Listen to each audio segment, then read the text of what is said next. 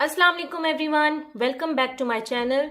आज की इस वीडियो में हम जो टॉपिक डिस्कस करेंगे वो है डिसीजन ट्री। जैसे कि मैं अपनी प्रीवियस वीडियोस में पहले ही बता चुकी हूँ कि डिसीजन हम दो तरह का लेते हैं, या तो हम प्रॉफिट को मैक्सिमाइज कर रहे होते हैं या कॉस्ट को मिनिमाइज कर रहे होते हैं। ये हमारे पास बेसिक डिसीजंस जो हम ऑर्गेनाइजेशन में लेते हैं। लेकिन ज़रूरी नहीं कि एक प्रॉब्लम को सॉल्व करने के लिए हमारे पास एक ही सोल्यूशन हो। हमारे पास डिफरेंट सोल्यूशन हो सकते हैं, डिफरेंट अल्टरनेटिव हो सकते हैं, जिसको हम यूटिलाइज करके एक ऑप्टिमल सोल्यूशन तक पहुंचते हैं। तो हम उस अल्टरनेटिव्स को डिफरेंट मेथड्स के थ्रू जाते हैं कि हमें किस अल्टरनेटिव से कौन सा अल्टरनेटिव ऐसा है जो हमें ऑप्टिमल सोल्यूशन दे रहा है। तो हम अपनी प्रीवियस वीडियो में ईएमवी और ईओएल का पढ़ चुके हैं। डिसीजन ट्री में हम लोग ईएमवी यूज करते हैं, एक्सपेक्टेड मॉनेटरी वैल्यू।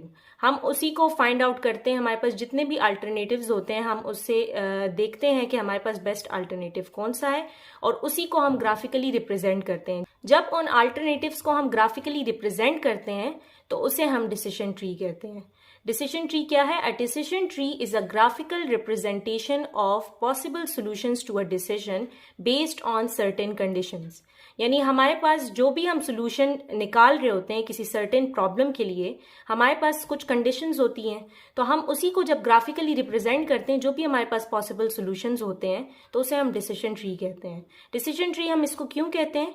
क्योंकि ये हमारे पास एक सिंगल नोड से स्टार्ट होता है। जैसे हमारे पास दरख्त अगर हम देखें, डिसीजन ट्री है ना, तो हमें रूट जो है वो हमारे पास जड़ एक है, उसके बाद हमारे पास जो है वो शाखें फिर अलग अलग निकलती हैं एक दरख्त में। तो इसी तरह डिसीजन ट्री में भी हमारे पास एक सिंगल बॉक्स से स्टार्ट होते हैं जिसे हम रूट कहते हैं। उसके बाद डिफरेंट ब्रांचेस उससे जो है हमारे पास सोल्यूशंस, यानी एक हमारे पास प्रॉब्लम है, उसको आइडेंटिफाई करने के लिए या हम उसको सॉल्व करने के लिए हमारे पास डिफरेंट सोल्यूशंस, डिफरेंट अल्टरनेटिव्स मौजूद होते हैं। जब इसी को हम ग्राफिकली रिप्रेजेंट करते हैं तो उसे हम डिसीजन ट्री कहते हैं। डिसीजन ट्री में बेसिकली हमारे पास दो नोड्स होते हैं। एक हमारे पास स्क्वायर नोड होता है और एक हमारे पास सर्कल नोड होता है। ठीक है, जैसे कि मैं पहले ही बता चुकी हूँ कि हम डिसीजन ट्री के लिए ईएमवी फाइंड आउट करते हैं। ईएमवी मैं अपनी प्रीवियस वीडियो में बता चुकी हूँ कि कैसे फाइंड आउट करते हैं। मैं रिकॉल कर देती हूँ कि हम हर अल्टरनेटिव्स को उनकी प्रोबेबिलिटीज से मल्टीप्लाई करते हैं और ऐड ऑन करते जाते हैं। यानी अब अगर हम अल्टरनेटिव ए के लिए हम ईएमवी फाइंड आउट करेंगे तो कैसे करेंगे? 0.3 into 5000 plus 0.5 into 1000 plus 0.2 into -4000। तो ये हमारे पास फर्स्ट अल्टरनेटिव ए का ईएमवी आ गया। अब इन्हीं अल्टरनेटिव्स के जब मैं ईएमवीज फाइंड आउट कर लूंगी, उनको मैं जब ग्राफिकली प्लॉट करूंगी तो उसे हम डिसीजन ट्री कहते हैं। ये हमारे पास डिसीजन ट्री की ग्राफिकल रिप्रेजेंटेशन है। जैसे कि मैंने इंट्रो में बता दिया है कि हमारे पास डिसीजन ट्री स्क्वायर नोड से स्टार्ट होता है, उसके बाद उसकी सारी ब्रांचेस हैं जिसमें हमने सॉल्यूशंस का बताया कि हमारे पास कितने डिफरेंट सॉल्यूशंस हैं, और फिर हम बेस्ट सॉल्यूशन उसमें से चूज करते हैं। डिसीजन ट्री बनाने के लिए पहले मैंने ईएमवी फाइंड आउट किया और उसको मैंने ग्राफिकली रिप्रेजेंट किया है। अब इसे मैंने ग्राफिकली कैसे रिप्रेजेंट किया ये मैं बताती हूँ। ये हमारे पास ईएमवी अल्टरनेटिव ए, बी और सी का हमने निकाला था।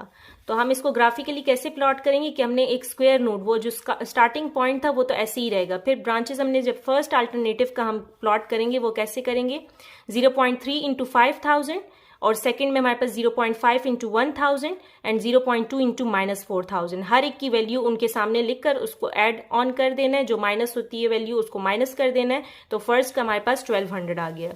देखें, ये हमारे पास स्क्वायर नोड है, ये हमारे पास स्टार्टिंग पॉइंट है। तो ये डिसीजन ट्री बनाने का मेथड है। सबसे पहले आपने स्क्वायर नोड बनाना है, उसके बाद हमारे पास फर्स्ट अल्टरनेटिव में 3 हमारे पास प्रोबेबिलिटीज थी और स्टेट ऑफ नेचर थे। तो हर अल्टरनेटिव्स में हमने क्या किया कि हर अल्टरनेटिव के लिए हमने उसके साथ प्रोबेबिलिटीज को मल्टीप्लाई करना है और एंड में उसको ऐड ऑन कर देना है। ठीक है, तो 0.3 इंटू 5000 जैसे मैंने पहले बताया, और इस सबको मैंने ऐड ऑन कर लिया तो हमारे पास 1200 आया। इसी तरह हमने सेकंड अल्टरनेटिव के लिए भी करना है और थर्ड के लिए भी। देखें, सेकंड में हमारे पास क्या है? 0.3 इंटू 2000, देन है 0.5 इंटू 3000 एंड 0.2 इंटू -2000। हर एक की वैल्यू उनके सामने लिखी है, उसको ऐड किए, जो वैल्यू माइनस हो रही है उसको माइनस किया और उसके सामने वैल्यूज लिख दी। इसी तरह थर्ड अल्टरनेटिव के लिए किया है। अगर अब हम इसमें देखें तो हमारे पास जो मैक्सिमम वैल्यू है वो 1700 है, तो हम इसको चूज करेंगे। यानी इस अल्टरनेटिव को चूज करते हुए हम अपनी वैल्यू को ज्यादा से ज्यादा इंक्रीज कर सकते हैं।